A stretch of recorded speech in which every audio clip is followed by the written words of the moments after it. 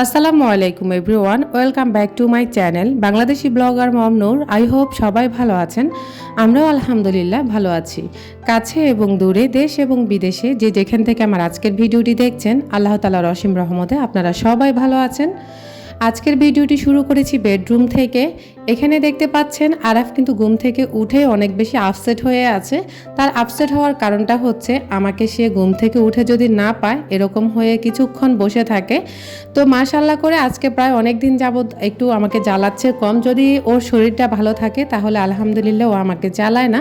যাই হোক, ওকে নিয়ে এখন হচ্ছে ব্রাশ করাতে দিয়েছি যেন নিজের কাজগুলো শিখতে পারে। আর এই যে এখানে একটা মোড়া দিয়ে দিয়েছি যাতে করে ও বেসিনের সব কিছু নিজের হাতে নিতে পারে। তো আপনারাও চাইলে বেসিনের পাশে এরকম সবসময় একটা মোড়া রেখে দিতে পারেন। বাচ্চারা কিন্তু নিজেদের উপরে আত্মনির্ভরশীল হওয়াটা জরুরি। কারণ আমাদের যুগে যখন আমরা ছোট ছিলাম তখন বলা যায় যে আমার দাদিরা কিছু করেছে বা মাও করেছে, পাশাপাশি সবারই হেল্প পেয়েছি। তা আমরা যেহেতু শহরে চার দেয়ালের বন্দির ভিতরে বাচ্চাদেরকে বড় করছি, তারা সেরকমভাবে আসলে কোনো ধরনের পরিবার বলতে কিছুই বোঝে না। তো দেখা গেছে অনেক সময় ওদেরকে একা রেখে বা আমার কোথাও যাওয়া লাগে বা মায়েদের কোথাও বের হতে হয়। তো যার কারণে হচ্ছে বাচ্চাদের নিজেদের উপর নিজেরা যেন আত্মনির্ভরশীল হতে পারে, আমি তাদেরকে ওইভাবে আসলে বড় করতেছি। আলহামদুলিল্লাহ, জানি না মহান রাব্বুল আলামিন কতটুকু তাদেরকে এগিয়ে নিয়ে যাবে। এদিক দিয়ে নিজে ব্রাশ করার পরে তারপর হচ্ছে কুলিটা করতে পারতেছিল না, আমি হালকা পাতলা একটু কুলি করিয়ে দিয়ে তারপরে হচ্ছে ওকে নিজে সব কিছু করতে দিয়েছি। আর এখন নিজেও খেতে দিয়েছি। যদিও আসলে আমি আমার বাচ্চাগুলোকে নিজের হাতে খাওয়াতে এখনও শেখাতে পারলাম না, কারণ হচ্ছে ওরা আসলে আমার হাতে খেতেই বেশি পছন্দ করে, ওরা নিজেদের হাতে খেতে চায় না। আমার বড় ছেলে তো সবসময় বলে, আম্মু যদি তুমি খাওয়াই দাও তাহলে মনে হয় যে আমার পেট ভরেছে। তো এই কথাটা শোনার পর আর ইচ্ছে করে না যে ওদেরকে নিজের হাতে খেতে দিই। তখন আবার আরও বেশি ইচ্ছা জাগে যে আমার বাচ্চাগুলোকে আমি নিজের হাতে খাওয়ালে তারা মনে হয় পরিপূর্ণভাবে খেতে পারে আর তাদের পেটটা ভরা থাকে। আর সবচাইতে পৃথিবীতে একজনই হচ্ছে সন্তানদেরকে বেশি ভালোবাসে, নিজে না খেয়ে হলো সন্তানরা যদি একটু খাবার বেশি খায় সবচাইতে খুশি হয় একজন মা, আর তারপরে হচ্ছে তার বাবা। তো আসলে পৃথিবীর সমস্ত বাবা মা যেরকম সন্তানদেরকে ভালোবাসে আমার মনে হয় এরকম ভালোবাসে কেউই দিবে না।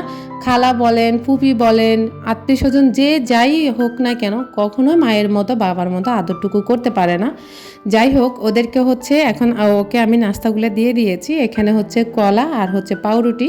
তো ও আসলে প্রথমে একটু অনীহা ভাব করছে, কারণ এখানে পাউরুটিটা অনেক বেশি মোটা, যার কারণে এটা দেখে ওর ভয় লেগেছে যে আম্মু এত বড় পাউরুটি কেন আজকে। তো যাই হোক, এটা এক পিসই ছিল, আমি ভেবেছিলাম 2 পিস, পরে দেখলাম যে এখানে 1 পিস। তো যাই হোক, ওকে খেতে দিয়েছি। আর আসলে বাচ্চাদেরকে নিজেদের উপর নিজেরা আত্মনির্ভরশীল যেন হতে পারে সেই চেষ্টাটা আমরা আমাদের থেকে চেষ্টা করব সব মায়েরা। তাহলে দেখবেন আপনার বাচ্চা যেখানে যাবে সেখানে নিজেকে অনেক বেশি খুব সহজভাবে মানিয়ে নিতে পারবে। আর আমি চেষ্টা করি আমার বাচ্চাদেরকে ঠিক ওইভাবেই বড় করার জন্য চেষ্টা করছি। যদিও আসলে আমি একদম সম্পূর্ণ একা তাদেরকে হচ্ছে আমি বড় করতেছি, আমি সব কিছু করছি। যাই হোক, যেহেতু আমি শহরে থাকি, চার দেয়ালের মধ্যে বন্দি, তো এখানে আসলে আমি চাইলেও 10 জনকে নিয়ে থাকতে পারবো না, যার কারণে সম্পূর্ণ একাভাবে আমি ওদেরকে বড় করছি আর হচ্ছে একাই সব কিছু করতেছি। যদিও আসলে অনেকের বাচ্চারা কিন্তু অনেক ধরনের সাপোর্ট পায়, আমার বাচ্চারা আসলে কোনো দিক দিয়ে সাপোর্ট পায় নাই, যেমন তার দাদার দিক দিয়ে তেমন তার নানার দিক দিয়ে, কোথাও কারো দিক থেকে তারা তেমন একটা সাপোর্ট পায়নি। তবে আলহামদুলিল্লাহ আমি ওদেরকে আমার চেষ্টা থেকে, আমার কষ্ট থেকে আমি ওদেরকে এ পর্যন্ত নিয়ে এসেছি। আর বাকি দিনগুলোতে ইনশাল্লাহ আর কাউকে লাগবে না, কারণ ছোট থাকতে বাচ্চারা যখন ব্রেস্ট ফিডিংয়ে থাকে তখন মায়েদের একটু বেশি কষ্ট হয়। তো এখন যেহেতু আমার ছেলেরা মাশাল্লাহ বড় হয়ে গেছে বা বড় হয়ে যাচ্ছে, আল্লাহ তাআলা যদি নেক হায়াত দারাজ করে, যদি সুস্থ হায়াত দারাজ করে, তাহলে হয়তো বা ওরা আগামী দিনগুলোতে আর আমার কারো প্রয়োজন নেই, আমি আগামী দিনগুলো পার করতে পারবো ইনশাল্লাহ। সুখে দুঃখে ভালো মন্দ মিলিয়ে ছেলেদেরকে নিয়ে এ পর্যন্ত এসেছি। লাইফের 12টা বছর শেষ হয়ে যাচ্ছে, ম্যারেজ লাইফের।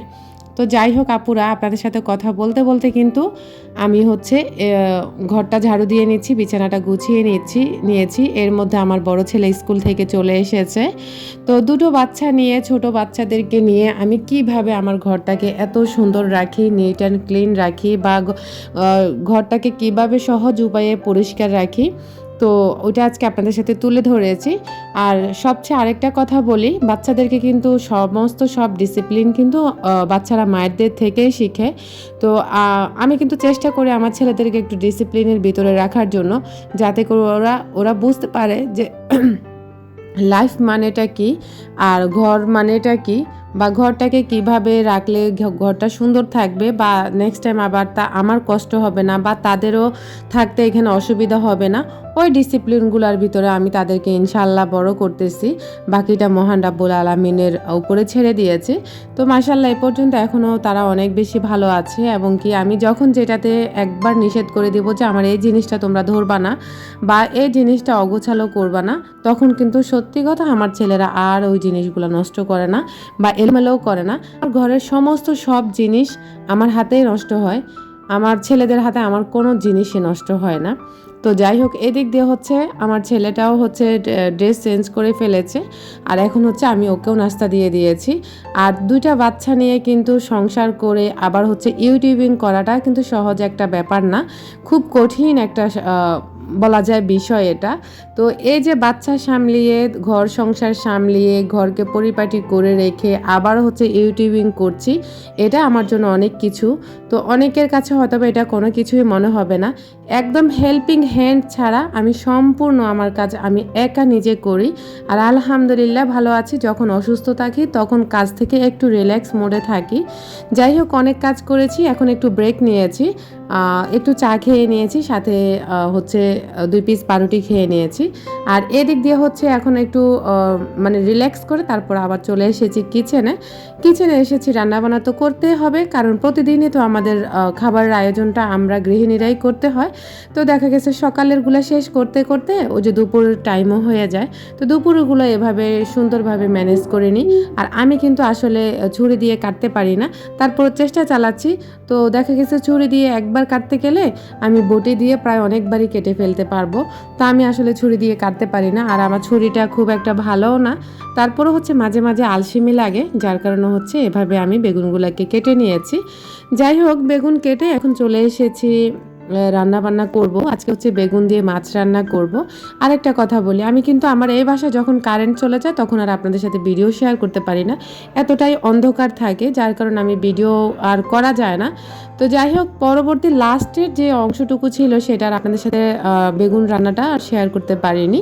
এদিক দিয়ে হচ্ছে আমার বেগুন রান্না হয়ে গেছে, মানে কষাতে দিয়েছি মশলাগুলা, আর এদিক দিয়ে হচ্ছে ভাতও বসিয়ে দিয়েছি, ভাতও হচ্ছে, আর মশলাগুলা কষানো হয়ে গেছে। এখন যে আমি আগে থেকে কেটে রেখেছি বেগুনগুলোকে, সেই বেগুনগুলো এখন হচ্ছে আমি কষানো মশলাগুলোর মধ্যে ঢেলে দেব বা দিয়ে দেবো আর কি। তো আমি বেগুনগুলোকে আর বেশি একটা চিকন করে কাটিনি, কারণ বেগুন তো একদম খুব সহজে নরম হয়ে যায়। তো আবার সাথে কিন্তু 2টা ছোট সাইজের আলু দিয়ে দিয়েছি। তো এখন ঢাকনাটা লাগিয়ে দিয়েছি, একটু কষানো হোক, তারপরে হচ্ছে আবারও ঘুরে এসে নেড়ে চেড়ে দিচ্ছি। আর এই যে দেখতে পাচ্ছেন, আমি এখন বেগুনগুলোকে নেড়ে চেড়ে দিচ্ছি, দিয়ে আমি আবারও ঢাকনা লাগিয়ে দিয়ে চলে যাব অন্যান্য কাজে। তো এই পর্যায়ে আমার প্রিয় ভিউয়ার্সদের উদ্দেশ্যে বলি, যারা এখনও ভিডিওতে একটি লাইক দেননি, প্লিজ লাইক দিয়ে ভিডিওটি কন্টিনিউ করবেন। আপনার ছোট্ট একটি লাইকের মাধ্যমে আমি আরও একটি দিনের ভিডিও মেক করার উৎসাহ পাই। আপনি যদি আমার চ্যানেলে আজকে নতুন ভিজিট করে থাকেন, চাইলে আমার চ্যানেলটিকে সাবস্ক্রাইব করে পাশে থাকা অল অপশনটা অন করে রাখবেন। আমি যখনই নিত্য নতুন ভিডিও আপলোড করব, সবার আগে নোটিফিকেশন পৌঁছে যাবে আপনার কাছে। আপনি সময় সুযোগ করে আমার ভিডিওগুলো দেখে নিতে পারবেন। আর বেশি ভালো লাগলে আপনার ফ্রেন্ডস অ্যান্ড ফ্যামিলির সাথে আমার ভিডিওর লিঙ্ক বা চ্যানেলের লিঙ্কটা শেয়ার করতে ভুলবেন না। ফাইনালি হচ্ছে আমি সমস্ত কাজ শেষ করে, রান্নাবান্না শেষ করে, গোসল করে এসে সমস্ত কাপড় চোপড় এখানে মেলে দিয়েছি আমার রুমের ভিতরে। যদিও অনেকের কাছে খারাপ লাগতে পারে, তবে এটাই স্বাভাবিক। আর আমি এভাবে হচ্ছে প্রতিনিয়ত আমার কাপড় চোপড়গুলো রুমের ভিতরেই শুকিয়ে থাকি। আর দেখতে পাচ্ছেন অনেকগুলো কাপড় চোপড় ধুয়েছি মাশাআল্লাহ। এদিক দিয়ে বেশ কিছু ওড়না ধুয়েছিলাম, কারণ ওড়না আমি সবসময় বাসায় পরি না, দেখা গেছে সময় অসময় পরা লাগে। আর দেখা গেছে ওড়নাগুলো রেখে দিলে পরবর্তী সময় অনেক বাজে একটা গন্ধ লাগে, যার কারণে আমি সুন্দর করে ধুয়ে এভাবে দিয়ে দিয়েছি। আর আপনাদের ভাইয়ার শার্ট আর আমার ছেলের গেঞ্জি এভাবে হচ্ছে হ্যাঙ্গারের মধ্যে ঝুলিয়ে দিয়েছি। ফাইনালি হচ্ছে আমার সম্পূর্ণ কাজ শেষ। আমার কাছে এখন অনেক বেশি আরাম লাগছে, অনেক বেশি ভালো লাগছে। ওয়ালাইকুম আসসালাম। মাশাআল্লাহ মাশাআল্লাহ, তুমি পড়া দিছো? Good boy. কি পড়া দিছো? আলিফ বা তা সা দিছো? মাশাআল্লাহ মাশাআল্লাহ, মারহাবা। কোন পড়া দিছে? আলিফ থেকে জিম পর্যন্ত? ওরে মাশাআল্লাহ, আমার বাবাকে এখন